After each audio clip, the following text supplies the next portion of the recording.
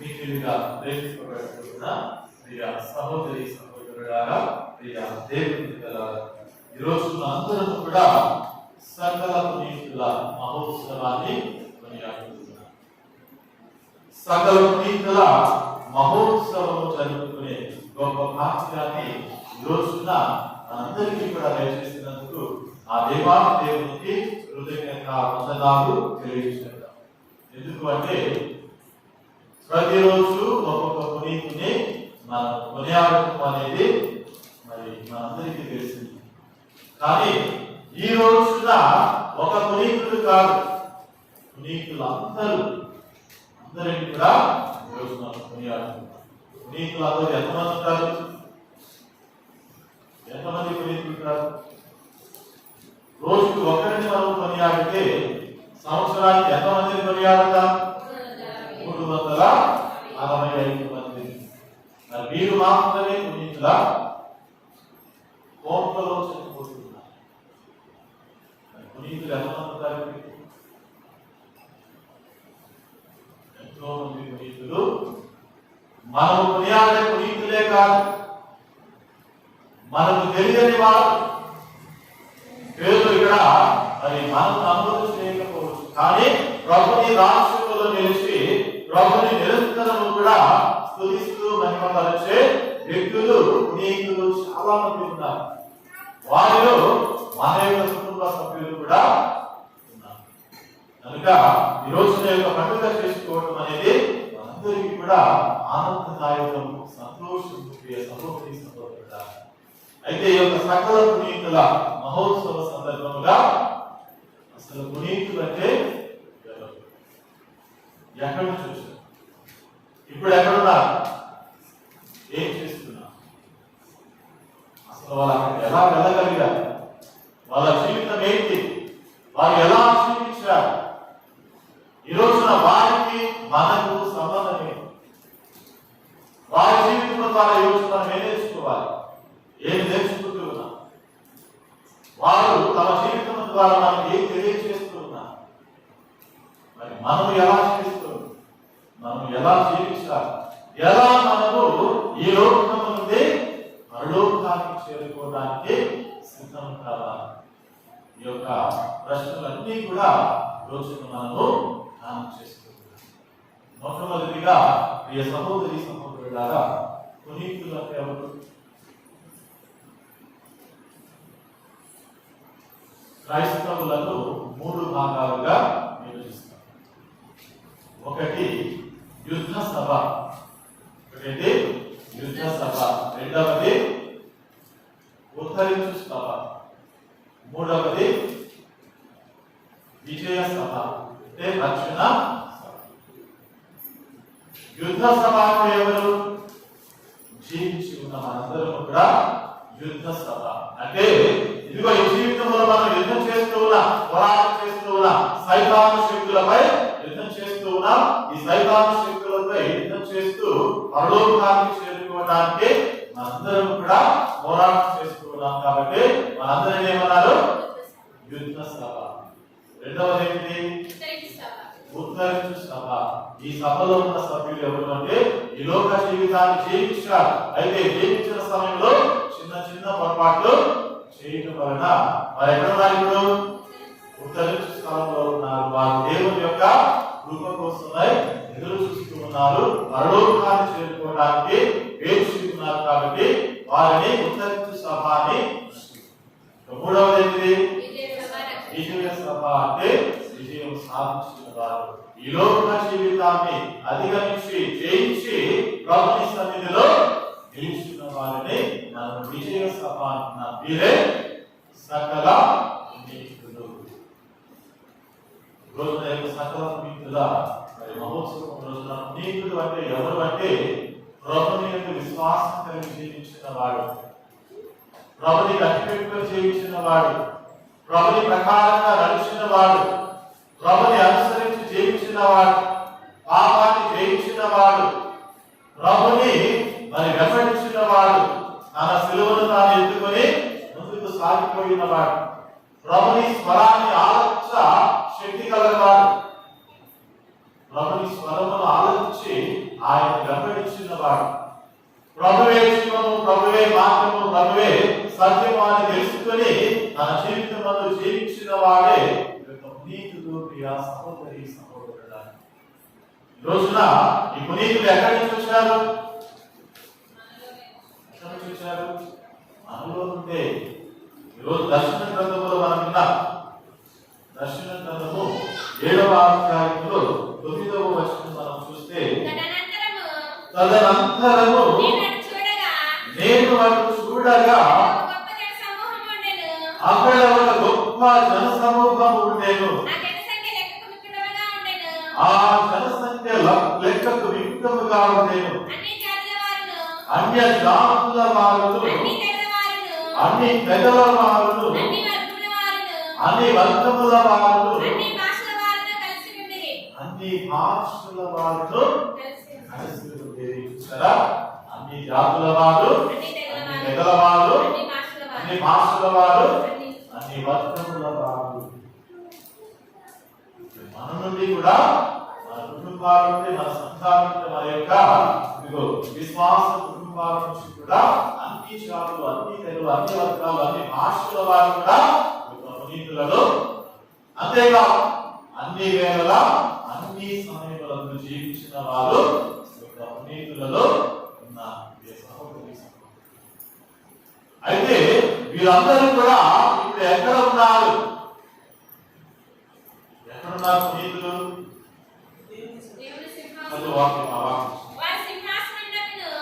వారు సింహాసనములకు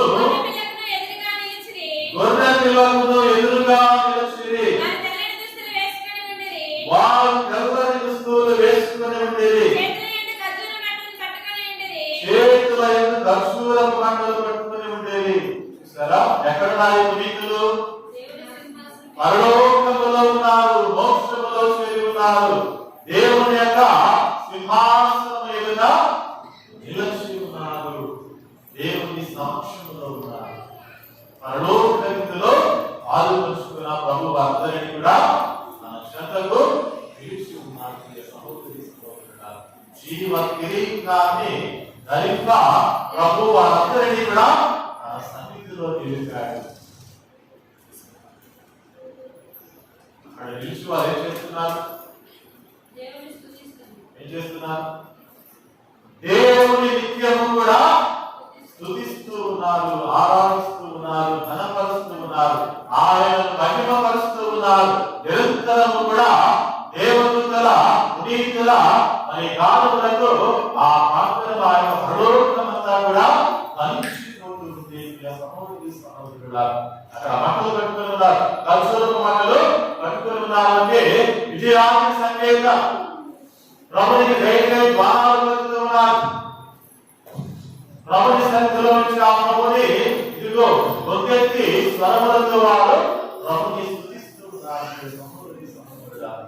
ప్రభుని ముఖాముఖిగా దర్శించే భాగ్యము దేవుడు వారికి దయచేస్తారు. ప్రభుని సన్నిధిలో నిలబడటం అనేది వారు పొందుతున్న మహత్భాగ్యము, గొప్ప భాగ్యము. దేవుడు వసగిన అత్యంత ఉన్నతమైన భాగ్యము. సహోదరి సహోదరులా, అయితే ఈ రోజున అందరూ కూడా దేవుని సన్నిధిలో ఉన్నారు. వారందరినీ కూడా ఈ రోజు మనము కొనియాలి. కొంతమంది పునీతుల పేరు చెప్తారా? చెప్పండి. మీకు తెలిసిన పునీతుల పేరు? అంతోని వారు, శౌరి వారు, థోమస్ వారు, న్యాసి వారు, జోజప్ప గారు, మత్తయ్య గారు, మదర్ తెరిసా గారు, పునీత మార్కు గారు, పునీత లూకా గారు, పునీత యోహాను గారు, అగస్టీను గారు, పునీత రాయప్ప గారు, చిన్నప్ప గారు, ఇంకా చిన్న దేశమ్మ గారు, ఇంకా పునీత అన్నదాన బాధ్యులు, ఇంకా ఇలా మనందరికీ కూడా పునీతులు చాలా మంది తెలుసు. ఈ పునీతులందరినీ కూడా పేరు పేరున ఈరోజు మనము గుర్తు చేసుకోవడమే కాదు, వారి జీవితం మన కళ్ళ ముందు కనిపించాలి. ఈ రోజున వాళ్ళు దేవుని సన్నిధిలో ఉండాలంటే ఎలా జీవించాలి? వాళ్ళు దేవుని మార్గంలో నడిచారు, దేవుని చిత్త ప్రకారంగా జీవించారు, ప్రభుని మార్గం శిరసా వహించారు, ప్రభుని చిత్తమే తమ యొక్క జీవితముగా అందరూ కూడా జీవించారు. సహోదరి సహోదరుల, అందుకే ఈ రోజున మనందరూ కూడా ఈ పునీతులను కొనియాడుతూ అదే విధంగా వీరిచ్చిన జీవిత సాక్ష్యము గొప్పది, వారు చూపించిన ప్రేమ గొప్పది, వారు చేసిన త్యాగము గొప్పది, వారు ఇచ్చిన ఆదర్శము ఎంతో ప్రేరణాత్మకమైనది. వారి యొక్క జీవితము మనందరిలో ఒక ఉత్సాహాన్ని కలిగిస్తుంది. ఏ విధమైన ఉత్సాహం అంటే మనము కూడా వారి వలె జీవించే, వారి వలె మోక్షానికి చేరాలనే గొప్ప ప్రేరణ ఈ రోజున పునీతులందరూ కూడా మనకు దయచేస్తూ ఉన్నారు. సహోదరి సహోదరుల, అయితే ఈ రోజున వారి జీవితాన్ని ధ్యానం చేసుకునే మనము వారికి మనకు సంబంధం ఏంటి? పునీతులకు మనకు సంబంధం ఏంటి?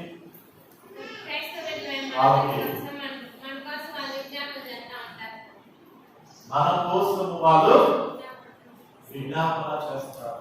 ఏం చేస్తారు? దేవుని సన్నిధిలో ఏం చేస్తారు? మన విశ్వాస సంఘంలో చెప్తున్నా, ఏమో చెప్తున్నా? పునీతుల సంబంధ ప్రయోజనమును విశ్వసించుచున్నాను. ఆ పునీతుల సంబంధ ప్రయోజనం ఏంటి? మనకు కలిగేది మన తరపున వారు విన్నప ప్రార్థన చేస్తున్నారు, మన తరపున ప్రార్థన చేస్తున్నారు, మనతో కలిసి వారు ప్రార్థన చేస్తున్నారు. మన యొక్క తలంపుల కోసమై, మన యొక్క జీవితం కోసమై దేవుని సమక్షంలో వారు నిలిచి ప్రార్థన చేస్తున్నారు. సహోదరి సహోదరుల, అది వారి జీవితం ద్వారా మనము పొందుకునే ప్రయోజనము. అయితే పునీతుల యొక్క జీవితాన్ని పరిశీలిస్తే వాళ్ళు ఎక్కడ నుంచి వస్తున్నారు? మీరు ఎక్కడ నుంచి వచ్చారు? ఆయన నుంచి వచ్చారా? అత్యంత సాధారణమైన వ్యక్తులు, అత్యంత సాధారణమైన వ్యక్తులే కానీ వారి జీవితం ఎలా ఉంది? అసాధారణంగా ఉంది. కష్టాలు రాలేదా? బాధలు కలగలేదా? శోధనలు లేవా? వ్యాధులు రాలేదా? పునీతులకి అవమానాలు కలగలేదా? పునీతుల యొక్క జీవితాన్ని మనం పరిశీలించుకుంటే మనకంటే ఎన్నో బాధలు, ఎన్నో కష్టాలు, ఎన్నో అవమానాలు, ఎన్నో నిందలు, ఎన్నో విధంగా వ్యాధులు, అనేకమైన శోధనలు ప్రతి ఒక్కరి జీవితంలో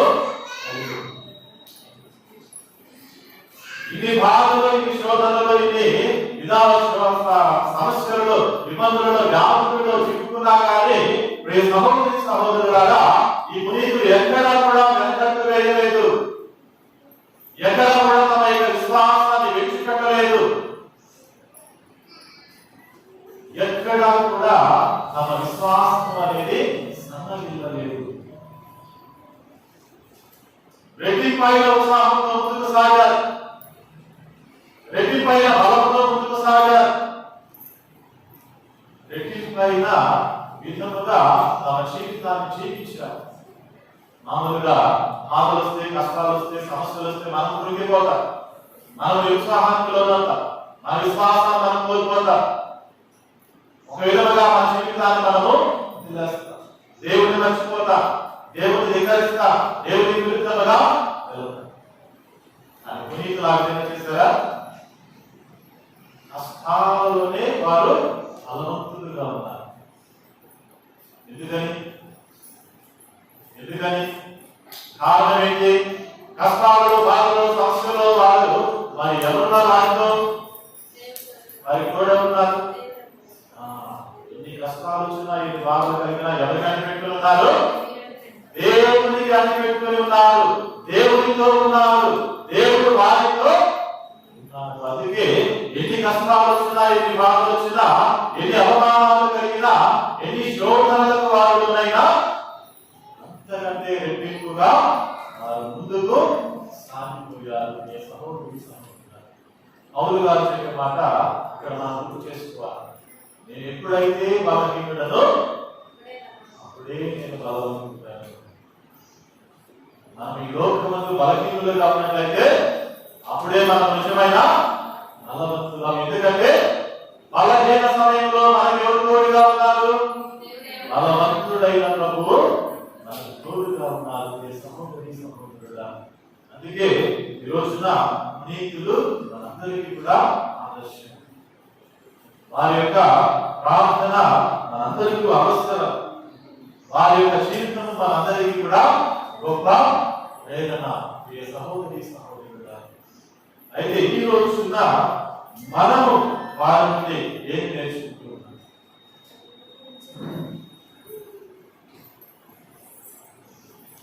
వారి నుండి మనం ఏం నేర్చుకుంటున్నాం? ఈరోజు ఆ జీవితాలు చూసినప్పుడు మనలో కలిగే ఆశ ఏంటి? మనలో కలిగే ప్రేరణ ఏంటి? కొంతమంది పునీతులను చూస్తే చాలా చాలా ఉత్సాహం కలుగుతుంది. ఉదాహరణకి నా పుట్టినరోజప్పుడు నాకు పునీతుడు ఉన్నారు, ఆయన చూస్తే నాకు చాలా సంతోషం వేస్తుంది. ఈరోజు సువార్తలో మనం చూసాం కదా, మనం 12వ వచనం చూస్తే సువార్తలో మీకు ముందు వెలిసిన ప్రవక్తలను సహితము ప్రజలు అట్లే హింసించిరి. పరలోకములో మీకు గొప్ప బహుమానం కలదు. కావున మీరు ఆనందపడు, మహా ఆనందపడు అనే మాట వారిస్ గారు చూస్తే నాకు ఎప్పుడు కూడా గుర్తొస్తాం. ఎందుకని? ఒకవైపు గతం మీద వేసి కాలుస్తూ ఉంటే మామూలుగా అయితే మనకి మాట్లాడితే మాట కలుగుతుంది. ఆయన కొన్ని వారిస్ గారు ఏమంటారు? సంతోషపడతాడు, ఆయన ఆనందపడతాడు. ఆ మాటలో ఆయనకు వచ్చే ఆనందము ఆనందపడు, మహా ఆనందపడు అనే విధంగా కొన్ని వారిస్ గారు ఏం చేస్తారంటే వాళ్ళు పిలుస్తాడు. పిలిచి ఏమంటాడు? అక్కడ ఒక కాలిపోయింది, రెండో పక్క ఎక్కడ వైపు పూర్తిగా కాలిపోయింది, రెండో పక్క కూడా నన్ను చూడండి. ఆ కష్టంలో ఆయన ఎంత ఆనందపడుతున్నారు. ప్రభు చెప్పిన మాట మీకులందరూ కూడా ఆ విధంగా చేశారు. కష్టాలలో వారు ఆనందపడ్డారు, బలహీన సమయంలో వాళ్ళు బలపడ్డారు. నిరుత్సాహపడకుండా, ఇదిగో నిందలు కలిగినప్పుడు నిరుత్సాహానికి లోను కాకుండా తమ భారాలను ఎవరి మోకారు? దేవుని పైన మోకారు. ఈరోజు దర్శన గ్రంథంలో మనం చూస్తున్న 13వ వచనం, ఈ తెల్లని దుస్తులు ధరించిన వారు ఎవరు? వారు ఎక్కడి నుండి వచ్చింది అని పెద్దలలో ఒకరు నన్ను ప్రశ్నించాను. అయ్యా నీకే తెలియదని నేను అంటేనే. చూడండి, భయంకరమైన హింసలను సురక్షితముగా అధిగమించిన వారే ఈ పునీతులు. భయంకరమైన హింసలు వారు పడినా కానీ వాటన్నింటినీ కూడా ఎలా అధిగమించారు? సురక్షితముగా, అంటే పవిత్రముగా, పరిశుద్ధముగా, పాపములకు చోటివ్వకుండా, సైతాను శక్తులకు లొంగకుండా, బలహీనతలలో పడిపోకుండా, సైతాను తంత్రాలను తిరగబడుతూ చీకటిలో పడిపోకుండా ఇదిగో సురక్షితముగా మన యొక్క బాధలు, వేదనలు, హింసలు, అవమానాలు, శోధనలు అన్ని కూడా ప్రభుని కనిపించుకుంటూ వారు వాటిని జయించారు. సహోదరి సహోదరులా, కనుక ఈ రోజున మరి పునీతుల మహోత్సవ సందర్భముగా వారి జీవితాన్ని మనము ఆదర్శంగా తీసుకోవాలి. వారి వలె మనము కూడా జీవించాలి. ఈ రోజున ఆ విధంగా జీవించడానికే నిన్ను నన్ను కూడా ప్రభు పిలిచాడు. ఆ విధంగా జీవించడానికే నిన్ను నన్ను ప్రభు పిలిచాడు. ప్రభు మనందరిని ఎందుకు పిలిచాడు? ఎలాంటి జీవితానికి పిలిచాడు? ఎలాంటి జీవితానికి పిలిచాడు? కొరింథీయులకు రాసిన మొదటి లేఖ 1వ అధ్యాయం 2వ వచనం. కొరింథీయులకు రాసిన మొదటి లేక మొదటి అధ్యాయము 2వ వచనం. మొదటి అధ్యాయం 2వ వచనం. కొరింథీయులలోని దైవ సంఘమునకు రాయబడినది, మీరు క్రీస్తు యేసునందు పరిశుద్ధము చేయబడి ప్రతి స్థలమందును మన ప్రభువైన యేసుక్రీస్తు నామమున ప్రార్థించు వారితో సహా పరిశుద్ధముగా ఉండుటకు పిలువబడిన వారు. Praise the Lord, praise the Lord, praise the Lord. మనందరం కూడా ఎందుకు పిలువబడ్డాము? పరిశుద్ధముగా జీవించుటకే దేవుడు మనందరినీ కూడా పిలిచాడు. అదేవిధంగా మరి పేతురు రాసిన 2వ లేఖ 1వ అధ్యాయము 3వ వచనం. ఆయన దైవ శక్తి పవిత్ర జీవమునకు సంబంధించిన సమస్తమును మనకు వసగినది ఆయనను గూర్చి జ్ఞానము ద్వారా మనకు అది వసగబడెను. తన మహిమలోను మంచితనములోను పాలు పంచుకొనుటకు మనలను ఆయన పిలిచెను. చూసారా? ఆయన మహిమలోను మంచితనములోను పాలు పంచుకొనుటకే దేవుడు మనందరినీ కూడా పిలిచాడు. పవిత్రమైన జీవితానికి ప్రభు మనలను ఎన్నిక చేసుకున్నాడు. ఈ రోజున మనకు తెలుసుకోలేదు, మనందరం కూడా పునీతులమే. మనందరం కూడా ఎవరు మనందరం? Praise the Lord, praise the Lord, praise the Lord. ఈరోజు మనందరం కూడా ఎవరు? పునీతులు. పునీతులు ఎంతమంది పునీతులు ఉన్నారు? మీరు ఎంతమంది పునీతులు ఉన్నారు? అందరూ పాపాత్ములు. మనం పిలిచినప్పుడు పాపాత్ములమే, కానీ ప్రభు మనల్ని పిలిస్తే ఎలాంటి జీవితానికి? పరిశుద్ధమైన జీవితానికి, పుణ్యమైన జీవితానికి, పునీతులుగా జీవించడానికి. కనుక ఈరోజు మనందరం కూడా ఎవరు? పునీతులం. ఏ విధంగా పునీతులం? ఏ విధంగా పునీతులం? జ్ఞాన స్నానం ద్వారా మనందరం పరిశుద్ధపరచబడ్డాం, పాపముల నుంచి కడిగి వేయబడ్డా, నూతనమైన పవిత్రమైన జీవితానికి ఎన్నిక చేయబడ్డా. కనుక పాపము లేదు కాబట్టి మనందరం కూడా ఎవరు? పుణ్యాత్ముల, పునీతుల. అర్థమైందా? మనందరం కూడా పునీతులము. కానీ ఎలాంటి పునీతులము? చిన్న పునీతులు. ఎలాంటి వాళ్ళము? చిన్న పునీతులు. మనందరం కూడా ఈ చిన్న పునీతులు పెద్ద పునీతులు కావాలంటే ఈ జీవిత యాత్ర అనేది నువ్వు ఎలా జీవిస్తూ ఉన్నావో నువ్వు పరిశీలించుకోవాలి. సహోదరి సహోదరుడా, చాలా సార్లు నీ జీవితంలో ఏమవుతాం అని అడిగితే ఏం చెప్తారు? ఏమవుతాం? ఏమవుతావు? డాక్టర్ అవుతావా, టీచర్ అవుతావా, లేకపోతే లాయర్ అవుతావా, ఇంజనీర్ అవుతావా? ఏమవుతావు? ఏమవుతారు? చెప్పండి. చాలా సార్లు మనము డాక్టర్ అవ్వాలి, ఇంజనీర్ అవ్వాలి, లాయర్ అవ్వాలి, కలెక్టర్ అవ్వాలి, లేకపోతే టీచర్ అవ్వాలి, లేకపోతే ఇంకా చాలా చాలా. ఎవరైనా నేను పునీతులు అవ్వాలనుకుంటున్నాను చూసారా? దేవుడు పిలిచింది ఎందుకు? డాక్టర్ కనుక. ఎందుకు పిలిచాడు దేవుడు నిన్ను? అంతిమంగా మనకున్న ధ్యేయం ఏంటి? ఏం కావాలి? మనం పునీతులు కావాలి. పునీతమైన జీవితానికే దేవుడు నిన్ను నన్ను పిలిచాడు.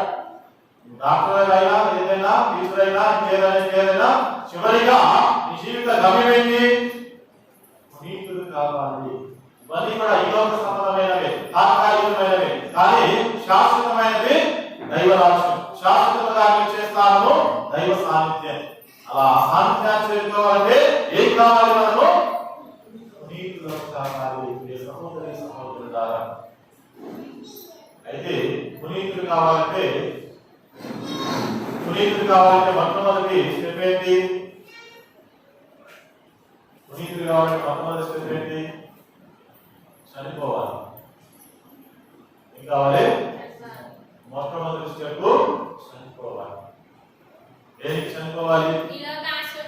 నాశనం చనిపోవాలి, విలోక సుఖాలకు చనిపోవాలి, విలోక పాపానికి చనిపోవాలి, విలోక భోగాలకు చనిపోవాలి, విలోక శరీర వాంఛలకు వ్యామోహాలకు చనిపోవాలి. ఈ భౌతిక దేహాన్ని విడిచిపెట్టాలి. ఇది మొదటి స్టెప్. చాలా సార్లు పునీతుడు ఎలా ఉంటాడో మీకు తెలుసా? ఒక వ్యక్తి మరణించిన తర్వాత పునీతుడు ఎలా ఉంటాడో తెలుసా? 4 స్టెప్స్. ఇప్పుడు నేను చెప్పింది కాకుండా 4 స్టెప్లు. మొదటిది దైవ సేవకుడు అంట, సర్వెంట్ ఆఫ్ గాడ్. దైవ సేవకునిగా ఎన్నుకుంటారు. ఈ దైవ సేవకునిగా ఎన్నిక చేసే క్రమంలో ఏమేమి చూస్తారు అంటే ఆ వ్యక్తి యొక్క ప్రత్యేకత ఏంటి? మొట్టమొదటి ఏం చూస్తారు? ఆ వ్యక్తి యొక్క ప్రత్యేకత. రెండవదిగా మనం చూస్తే ఆ వ్యక్తి యొక్క జీవితంలో మరి ఎలా జీవించాడు, ఈ రోజున ఆయన స్వర్గంలో ఉన్నాడా? మూడవది ఆయన ప్రార్థనా సహాయము మనకు ఉందా? 3 కూడా చూస్తాం. మొదటిది ఆయన జీవిత ప్రత్యేకత ఏంటి? రెండవది ఆయన స్వర్గంలో ఉన్నాడా? మూడవది ఆయన ప్రార్థనా సహాయము. ఇవన్నీ కూడా ఒకదాంట్లో దేంట్లో? ఆయన దైవ సేవకునిగా ఎన్నిక చేయబడ్డాడు. దైవ సేవకునిగా ఎన్నిక చేసిన తర్వాత రెండో స్టెప్ ఏంటి? వెనరబుల్ అంటారు, అంటే గౌరవనీయుడు అన్నారు. ఈ గౌరవనీయుడు అనే సమయంలో ఏం చూస్తారు? ఆయన జీవితాన్ని పరిశీలిస్తారు. ఆయన ఎలా జీవించాడో అన్ని కూడా, పరిస్థితులన్నీ కూడా చూస్తారు. మంచివాడా కాదా, ఆయనకున్న మరి పరిస్థితులు ఏంటి, ఆయనకున్న వ్యతిరేకతలు ఏంటి, ఇవన్నీ కూడా పరిశీలించి చివరిగా ఒక నిర్ణయానికి వస్తారు. అదేంటంటే నేను గొప్ప విశ్వాసి అనే నిర్ణయానికి వస్తారు. అది గౌరవనీయుడు అన్నారు. అదైన తర్వాత మూడవ స్టెప్ ఏంటి? ధన్యతా పత్రం. బ్లెస్సర్ అంటే ఏంటి? ధన్యతా పత్రం. ఈ ధన్యతా పత్రంలో మరి ఆయన ప్రార్థనా సహాయం కోరుతూ ఉంటారు. ఆయన ప్రార్థనా సహాయం కోరే సమయంలో మరి కొంతమంది విశ్వాసులు ఆయన ప్రార్థన వేడుదల వారి అవసరాల కోసం చేసినప్పుడు ఆ ప్రార్థన ఫలిస్తే ఆయనను ధన్యునిగా ప్రకటిస్తారు. ఇది మూడవది. చివరిగా ఏంటిది? పునీత పట్టం. పునీత పట్టము కట్టాలంటే ఏం కావాలి? ధన్యతా పట్ట సమయంలో ఒక అద్భుతం జరుగుతుంది కదా, ఆ అద్భుతం నిజమా కాదా, ఎంతవరకు ఇది వాస్తవం, ఇది మనుషుల ప్రభావమా లేకపోతే దేవుడి ప్రభావమా అని ఇవన్నీ కూడా చూసిన తర్వాత ఇదిగో ఇది పునీతుని ప్రార్థన ద్వారా దేవుని యొక్క అనుగ్రహం వలన కలిగిన అద్భుతం కాబట్టి దాన్ని అప్రూవ్ చేస్తారు. ఇది దేవుని యొక్క మహిమ అని గుర్తించి ఆ తర్వాత రెండవ అద్భుతం జరిగిందాకా ఎదురు చేస్తారు. 2 అద్భుతాలు జరిగినప్పుడు అవన్నీ కూడా గుర్తించి ఆ తర్వాత పునీతుడు అవ్వడం ఆశ్రయవాసి కాదు. చనిపోయిన తర్వాత 5 సంవత్సరాలు చూస్తారు. ఆయన జీవితం ద్వారా, ఆయన ప్రార్థన ద్వారా జరుగుతాయా? ఈలోపు ఇవన్నీ కూడా పిటిషన్ కానీ మరి ఆయనకి నిర్ణయించుకోవడం కానీ పునీత పట్టానికి ఎదురు చేయాలనే ఉద్దేశం కానీ ఇవన్నీ కూడా జరుగుతూ ఆ తర్వాత చెప్పినట్లుగా మరి గౌరవనీయుడా కాదా, ఆయన జీవితం ఏంటి, తర్వాత ఆయన ధన్యతా పట్టణం ధన్యుడా కాదా, అంటే అద్భుతం జరిగిందా, అద్భుతం జరిగిన ఆయన ధన్యుడు, అద్భుతాలు 2 జరిగితే నిజంగా ఆయన పునీతుడే అని అప్పుడు చివరిలో పునీత పట్టణం అనేది మరి ఆ పరిస్థితి చేరుకోవాలంటే మరి ఎంత కష్టపడాలి? జీవించి ఉన్నప్పుడు కష్టపడాలి, చనిపోయిన తర్వాత కూడా నాకు ఒక బాధ్యత ఉంది. ఏంటా బాధ్యత? ప్రార్థించే బాధ్యత.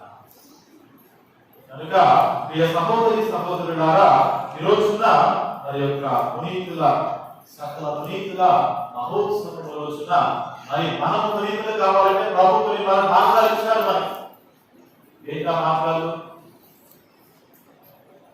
ఏంటా మార్గాలు? ప్రభు మనకి ఇచ్చిన మార్గాలు.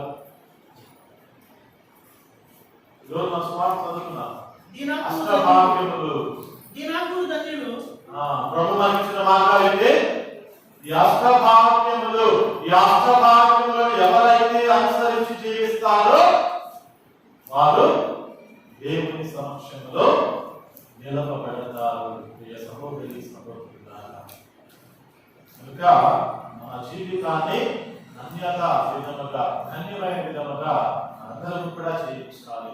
అక్కడ ప్రభు చెప్పినట్టుగా ఈ రాత్రులు ధన్యులు, రాత్రులు ధన్యులు, నిర్మల హృదయులు ధన్యులు, శాంతి స్థాపకులు ధన్యులు. ఇలా ఒకటి కూడా మరి మనము అనుసరించి జీవించినప్పుడే ప్రభుని సాన్నిధ్యంలో నిలపబడతాము. ఎందుకంటే మనము ఈ లోకంలో పరిశుద్ధంగా ఉన్నప్పుడే పరిశుద్ధుడైన ప్రభుని చేరుకోగలము.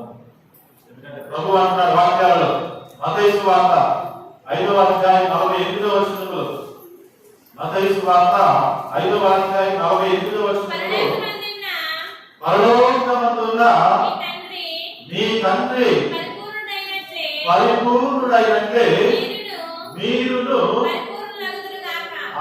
పరిపూర్ణులగుదురుగాక. తండ్రి పరిపూర్ణుడు కాబట్టి మీరు కూడా పరిపూర్ణులు కావాలంటే ఈ 8 అష్టభాగ్యాలను కూడా అనుసరించి జీవించాలి. సహోదరి సహోదరుడా, అదే విధంగా మరొక చోట ప్రభు అంటున్నాడు, నేను పవిత్రుడను కాదా మీరు కూడా పవిత్రుడై జీవించండి.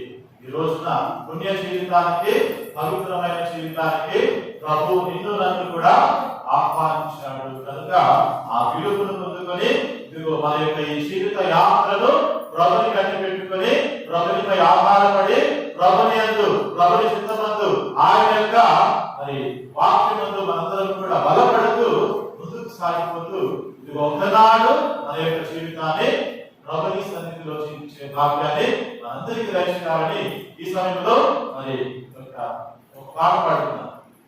దేవుని వాక్కును పాటించువారు జీవింతురు. దేవుని వాక్కును పాటించువారు జీవింతురు. దేవుని వాక్కును చాటిన వారు సేవకులు, సాక్షులు. హల్లెలూయా, హల్లెలూయా, హల్లెలూయా, ఆత్మ హల్లెలూయా, హల్లెలూయా, హల్లెలూయా,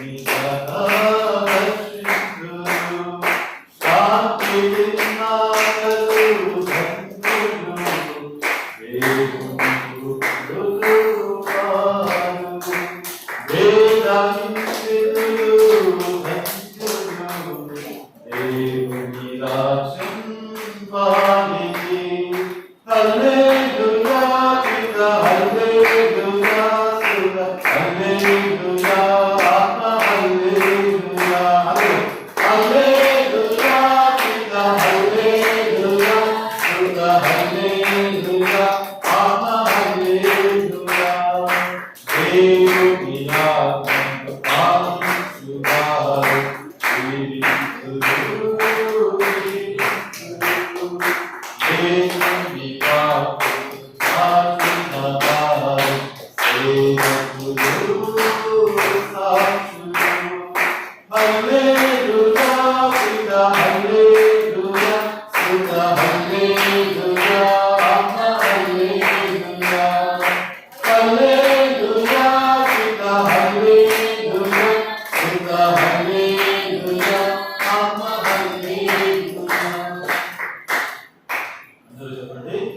సకల పునీతులారా మా కొరకు ప్రార్థించండి.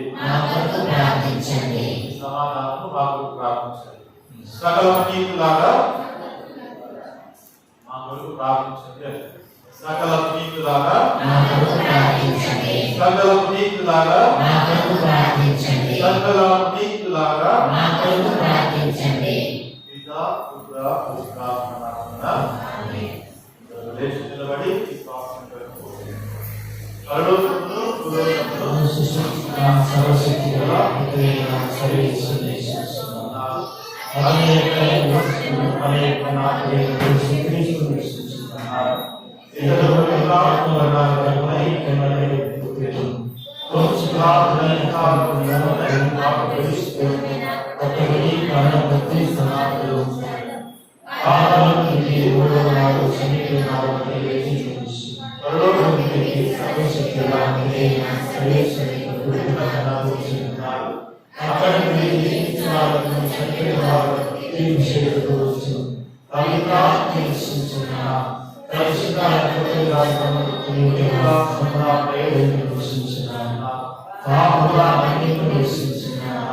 శరీరం